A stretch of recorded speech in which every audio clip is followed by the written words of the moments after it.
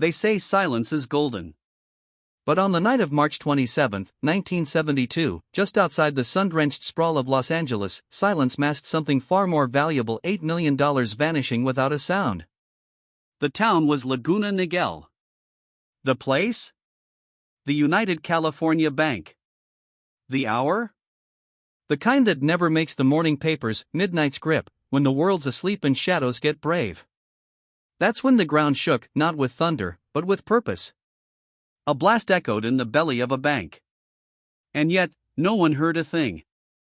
No alarms. No witnesses. No footprints left in the dust. Just a gaping silence where a vault used to be. When dawn broke, it brought no answers. Only questions and one very jammed vault door. The manager tried the combination once. Then again. And again. Still locked, like the secrets it held were clinging tight. "Call the vault company," he finally muttered, voice tight with a nervous edge. Routine had turned to riddle. A technician showed up, toolbox in hand, confidence in stride. But hours passed, and that door still wouldn't yield. Mechanisms were clean. Tumblers aligned. Nothing broken. Nothing wrong. And yet it wouldn't open. That's when the technician decided to take the high road, literally. He hoisted himself into the crawl space above the vault, flashlight in hand. And there, amid a veil of dust and dim light, he saw something that didn't belong: a ragged hole in the ceiling, blown through concrete like a scar on steel skin. It wasn't supposed to be there. The first FBI agents on scene were greeted by the same chilling sight. They peered into the vault through the wound in the ceiling and saw a mountain of debris nearly 6 feet high. Shattered pieces of steel and concrete lay tangled with something more personal: the fractured remains of people's lives. Broken lockboxes. Scattered documents. Gold watches glinting among the rubble. Wedding rings, heirlooms, passports, even urns holding the ashes of the dearly departed. This wasn't just theft.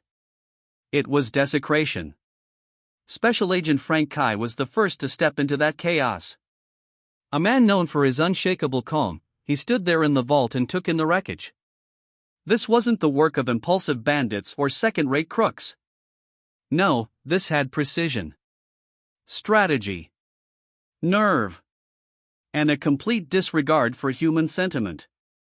A screwdriver jammed into the locking mechanism confirmed it: the crooks hadn't just broken in. They had stalled discovery, delaying the alarm, buying themselves time. And they'd done it well. As the Bureau's finest sifted through the wreckage, their eyes caught the trail: the devil was always in the details. Traces of loose earth. Torn strands of burlap. The clues pointed downward, not inward. These burglars hadn't walked through the front door. They had tunneled beneath the earth, a method as old as crime itself, yet executed with chilling modernity. Outside the bank, another breadcrumb: the building's alarm system had been expertly dismantled. Wires, once veins of vigilance, had been severed and tampered with. A discarded metal ladder rested nearby, forgotten but not invisible. The agents were mapping a ghost trail. And the ghost knew how to vanish. But the Bureau knew how to hunt. Step by step, brick by brick, the FBI began assembling the anatomy of a heist unlike any other. This was no spontaneous job. This was architecture and orchestration that married brute force with surgical elegance. It began with silence. The gang had smothered the bell with liquid styrofoam, a simple trick that hardened around the clapper like a silencer, rendering the alarm inert. Then, they climbed up onto the roof. Investigators later found duct tape coiled near an electrical junction box. The theory? The intruders had bypassed the building's power system, manipulated it, turning safeguards into suggestions. With the alarms disabled, the real operation began. They cut through the roof clean, deliberate, about 4 feet wide. But what lay below was no paper-thin ceiling.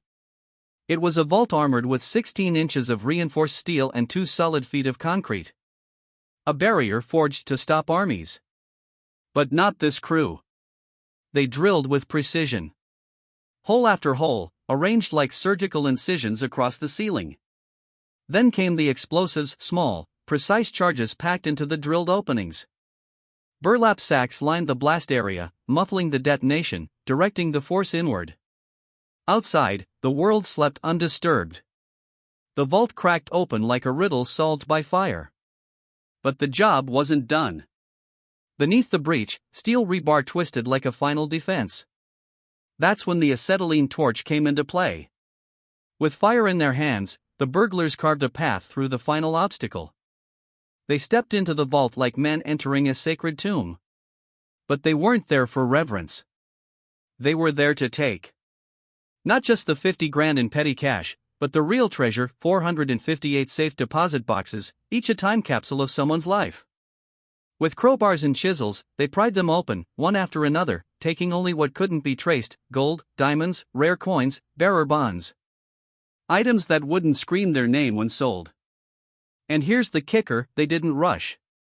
No getaway cars screeching into the night. No frantic packing. They stayed the whole weekend. From Friday night to Sunday's close. Cool, collected, like gentlemen on a retreat. The bank had no ledger of box contents. There would be no clear tally. Only the depositor's word, and the FBI's best guess. But when the Bureau tallied the claims, the total sent a chill down every spine in the room. $8 million. Gone. No prints. No faces. No names. But the FBI didn't need names yet. What they had was something just as potent: instinct. And in this business, instinct was the thread that unraveled the perfect crime. A crime like this doesn't just echo, it lingers. And for the FBI, what echoed loudest was the absence of everything. No fingerprints.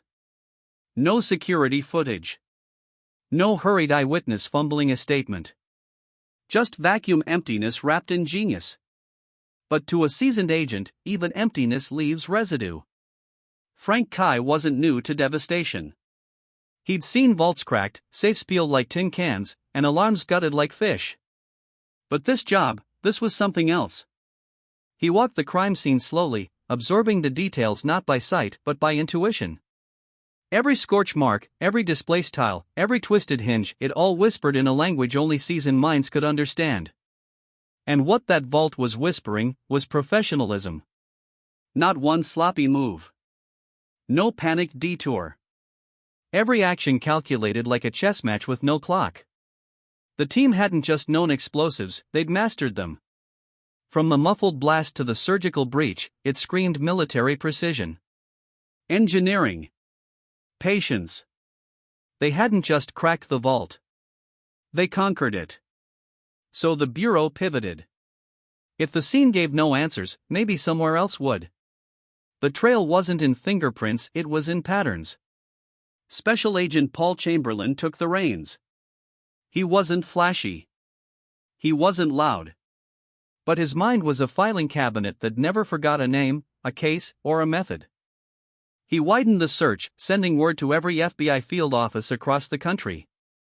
The call was clear: look for anything that even resembles this heist. And then, somewhere in the gray haze of Cleveland, Ohio, the past came knocking. The Cleveland office had seen a series of break-ins over the years. 13, to be exact. Each one a ghost of this California burglary, same playbook, different zip code. Alarm systems killed at the root. Vaults entered through the roof. Explosives, not violence. Precision, not panic. Cash untouched, but safe deposit boxes looted clean. It was a mirror image. And suddenly, the picture got sharper. "This has to be the Youngstown gang," one agent muttered, almost like he was afraid to speak the name aloud. Youngstown. A steel town with a soft underbelly, where union loyalty and organized crime shook hands in the shadows. In the 70s, it wasn't just a city, it was a syndicate.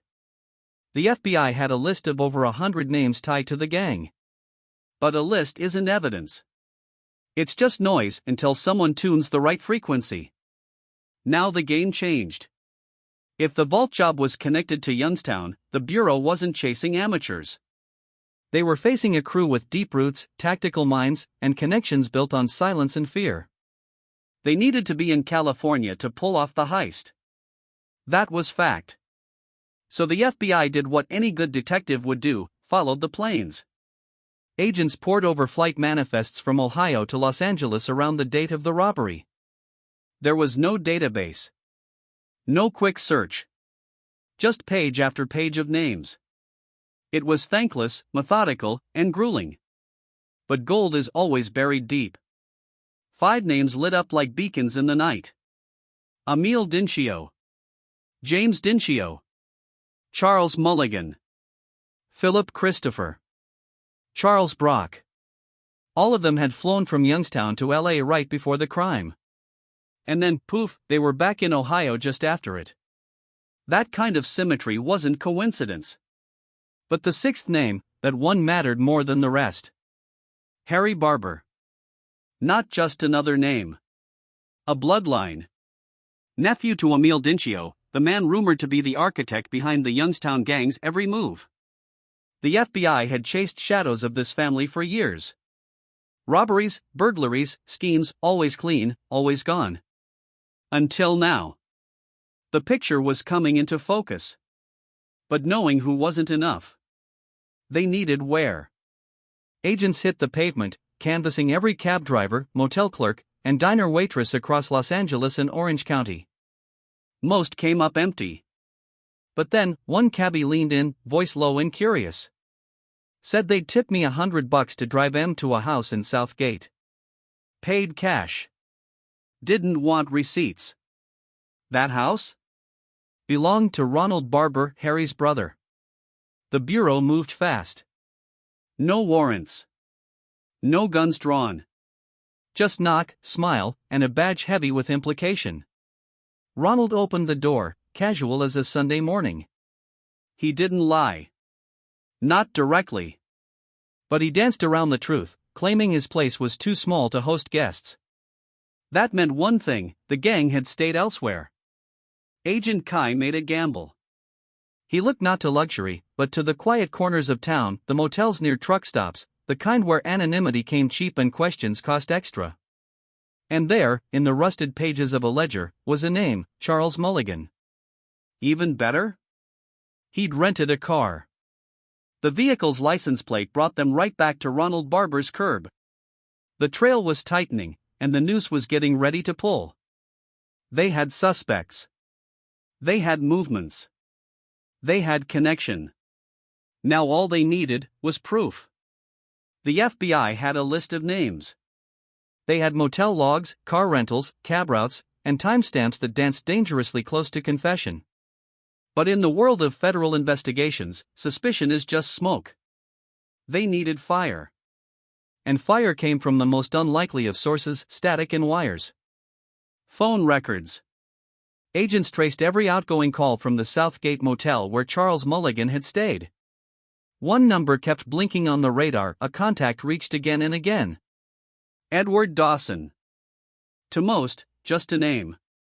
But to the FBI, that name set off a chain reaction. Dawson was no street thug. He was a former U.S. Marine, trained in demolition. A man who understood how to handle C4 without turning to ash. In a crime where precision explosives were the signature, that kind of expertise wasn't coincidence, it was choreography. And Dawson? He was from Youngstown, Ohio. Agents paid him a visit. Not with accusations, but with intention. Dawson answered the door with the calm of a man who's seen war and knows when trouble knocks. He played dumb. Said he didn't know anything. But Special Agent Frank Kai had a card to play. He spoke to Dawson not as a suspect, but as a soldier. He reminded him of duty. Of oaths. Of the flag that hung behind every federal badge. And something cracked. Dawson admitted that the Dinsio crew had been in his garage just days before the robbery. He swore he didn't know what they were planning. Said they just needed a place to prepare. But then he slipped a detail too specific to ignore. He'd lent them a car. That was all the bureau needed. Agents circled back to Dawson's property, this time with sharper eyes. Through the window of the vehicle, they saw them clues that may as well have been neon signs. Brown cotton gloves, the same kind abandoned in the vault. Fine concrete dust, matching the debris inside the breached bank. Scorch marks on tools, suggesting recent use on steel or reinforced concrete. Probable cause. Search warrant signed. No hesitation.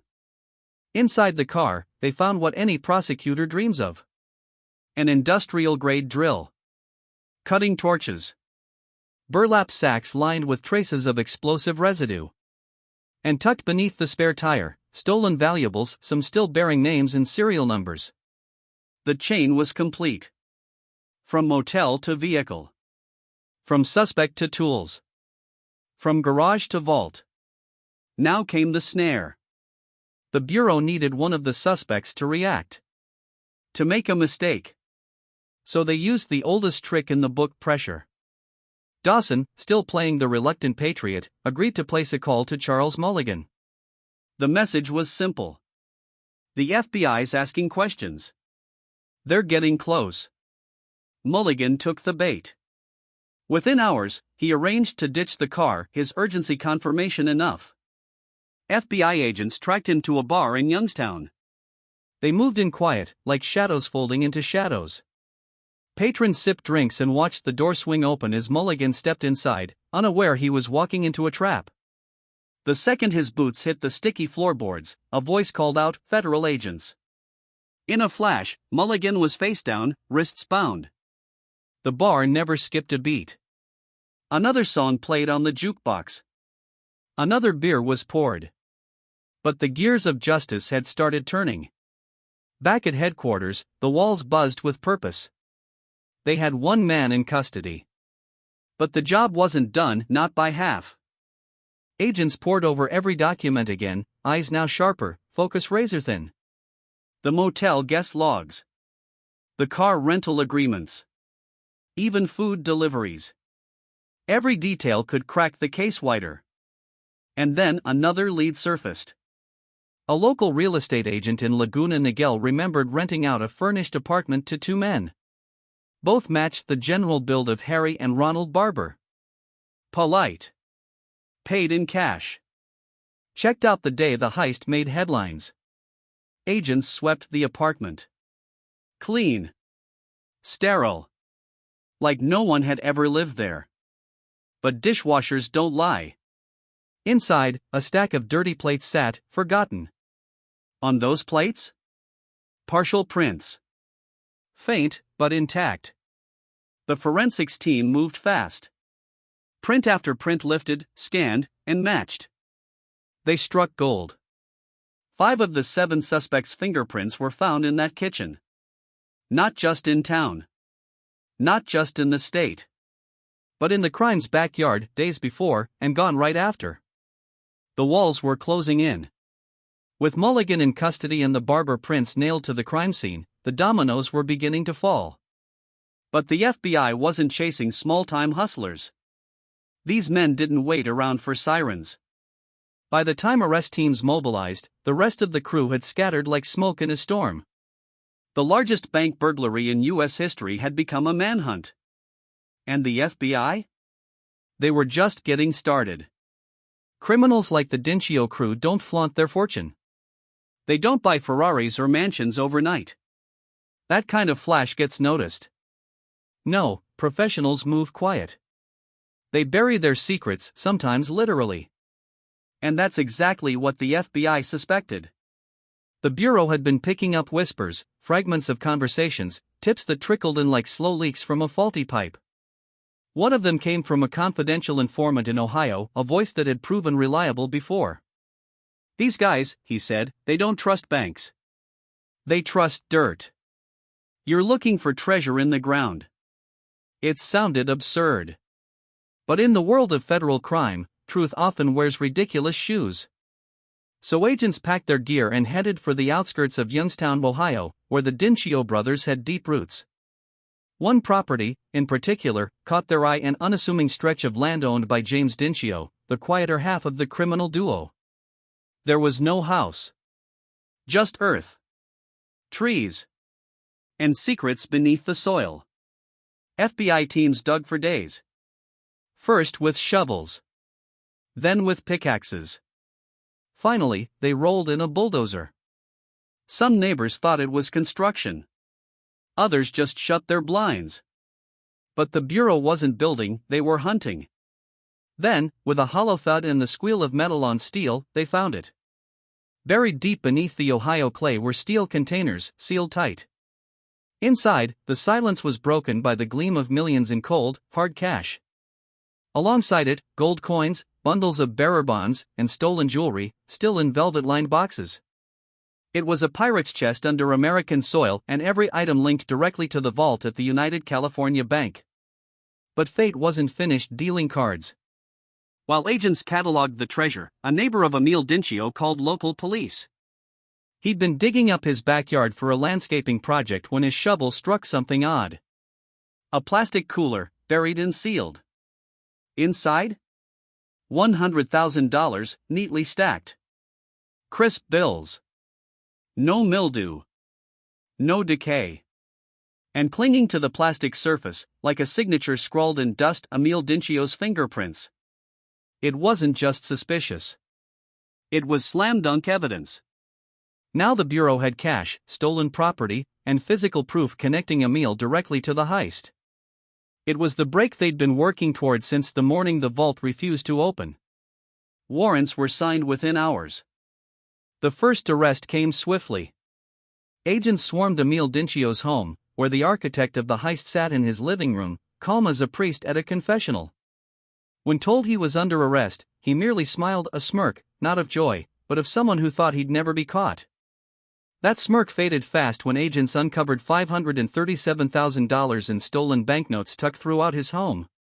He wasn't just the mastermind. He was still holding the loot. Next came James Dinsio, arrested at Cleveland Hopkins International Airport. He'd just flown in. No time to hide. And when his carry-on was searched, agents found bundles of banknotes with serial numbers that matched those from the vault. He was caught red-handed, mid-transit, mid-lie. Then came the quiet ones. Philip Christopher was arrested at his apartment. A modest place, neat and forgettable. But the closet told a different story. Inside was $32,000, hidden behind insulation and ductwork, tucked away like a secret too valuable to lose. Charles Brock, the gang's alarm expert, didn't resist. He'd seen the writing on the wall. The FBI made him an offer to testify or serve a lifetime behind bars. Brock chose self-preservation over silence. He confessed. Everything. From planning to execution. From the liquid styrofoam silencer to the rented torch. He mapped the crime scene like a cartographer, placing each man exactly where he stood inside the vault. With Brock's testimony, the case wasn't just strong, it was bulletproof. 5 men were now in custody. Their empire of silence had begun to crumble. But 2 remained in the wind, Harry and Ronald Barber. Blood relatives. Street ghosts. The Bureau knew they wouldn't stay gone forever. No one runs forever, not without making noise. The chase was far from over. But now, it had teeth. Because the FBI wasn't chasing shadows anymore. They were chasing names. Faces. Evidence. And they were getting closer with every passing hour. By the end of 1972, 5 of the 7 key players were behind bars. Their network was shattered. Their fortune unearthed. Their secrets now pages in federal files. But for the FBI, the case wasn't finished. Harry and Ronald Barber were still out there. They had no interest in fame, no hunger for chaos. They were the kind of men who disappear without a ripple, just faces in a crowd, names that vanish when the lights come on. But no matter how far they ran, the Bureau wasn't letting go. Not after this heist. Years passed. Leads dried. Trails went cold. But the file stayed open. Then, one day in 1988, long years after the vault fell silent, a phone rang in a small-town FBI office in Pennsylvania.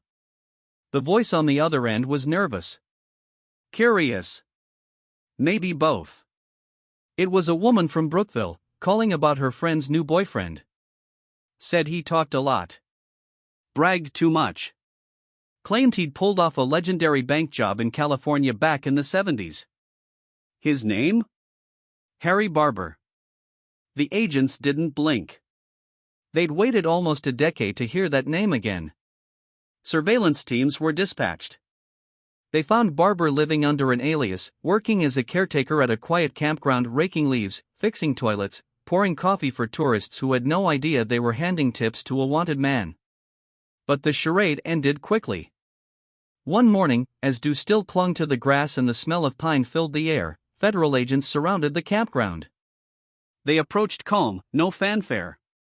Just professionalism polished by years of waiting. "Harry Barber," one agent said. The man froze. No fight. No plea. Just a long, tired sigh, as if he'd known this moment was always going to come. He was arrested without incident. That left one. Ronald Barber, the final phantom. It didn't take long. He'd been living under the radar in New York, slipping between odd jobs and quiet apartments, careful not to attract attention. But after Harry's arrest, the Bureau knew the window was open.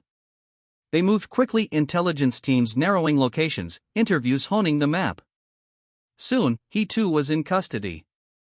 And just like that, the final domino fell. By the time the dust settled, all 7 members of the Youngstown burglary crew had been found and arrested.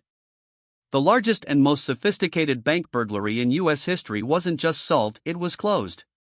But the story didn't end with cuffs and headlines. Now came the reckoning. In October 1972, the trial of Emil Dinsio and his crew began in Los Angeles, California. The FBI came armed with a case built like a fortress. Physical evidence, cash, tools, gloves, and prints. Eyewitness accounts, from cab drivers to real estate agents. Testimony from within, Brock's full confession, laid bare under oath. Surveillance logs placing each man in the state at the time of the crime. But Emil wasn't ready to fold. He acted unfazed, almost smug, like a man who still believed he could outmaneuver the Bureau. He even attempted to construct a false alibi, claiming he'd spent the weekend of the heist with a woman in Las Vegas. The FBI was 10 steps ahead. They'd already planted an undercover agent to pose as an alibi specialist, a fixer for criminals in need of a past. When Emil signed the fabricated paperwork, he didn't just commit perjury, he handed the prosecution one final nail for the coffin. The trial didn't drag. The jury took mere hours. Verdict: guilty. Every man convicted. Every charge stuck. Emil Dinsio, 20 years. James Dinsio, 15 years. Charles Mulligan, 15 years. Philip Christopher, 15 years. Charles Brock, 10 years, reduced for cooperation. Ronald Barber, 15 years. Harry Barber, 20 years. The heist that stunned a nation had finally met its ending, not in a blaze of gunfire or a dramatic escape, but in the cold, calculated precision of the FBI's relentless pursuit. The Bureau had followed every lead, uncovered every trick, and outplayed one of the most meticulous criminal syndicates of the modern era. When the cell doors clanged shut behind the Dinsio crew, it marked more than just the end of a manhunt. It was the close of a legend, a masterstroke of criminal engineering dismantled by the quiet, grinding patience of federal justice. For the FBI, it was vindication. Every hour spent poring over motel ledgers. Every flight record scanned by hand. Every shovel of Ohio dirt turned under a gray sky, it had all led here. To a courtroom where 7 men faced the weight of their own precision. The trial of the United California bank burglars became a benchmark in the Bureau's history. Not just because of the scale, but because of the method of victory earned not through luck, but through discipline. Through craft. This wasn't the fall of a gang. It was the collapse of an idea that a perfect crime could exist. Because even perfection leaves fingerprints. On dishes. In dust. In motel logs and misremembered lies. And the FBI had learned to read them all. After sentencing, some of the crew faded into the shadows of obscurity. Others, those who couldn't shake the thrill, tried to return to old habits. It didn't end well. The system was waiting for them, watchful as ever. But the heist? That tale took on a life of its own. Books were written. Documentaries aired. Hollywood knocked, hungry for drama. And the story delivered: vaults blown by ghost hands, millions vanishing into dirt, a dishwasher sealing the fate of an empire. And behind the glamour, the glitter, the storytelling, there was the Bureau. Men and women who didn't chase headlines. Who worked through weekends, holidays, and setbacks. Who knew that sometimes the loudest evidence is the silence that follows a breach. It took 8 years to catch the final fugitive. $8 million stolen. 7 men captured. One perfect heist, broken by a single, forgotten load of dirty dishes. And so the story of the United California Bank heist ends not with glory, but with a whisper soft as cotton gloves and fine concrete dust. A whisper that says, no matter how perfect the plan, the FBI always gets its man.